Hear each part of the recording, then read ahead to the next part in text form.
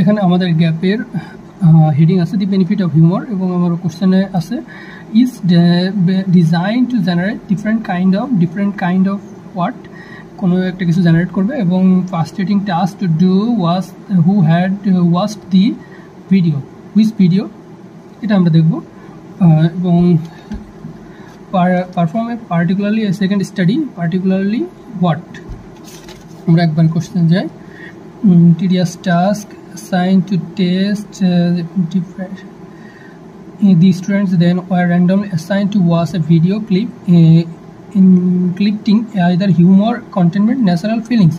এটা কিসের ইঙ্গিত করে, এগুলো কিসের জন্য ব্যবহৃত হয়? এখানে এগুলো সবগুলো সম্মিলিত সবচেয়ে ভালো সিনোনিম হলো ইমোশনস, এগুলো মানুষের feelings, humour, containment and natural feelings. So emotions.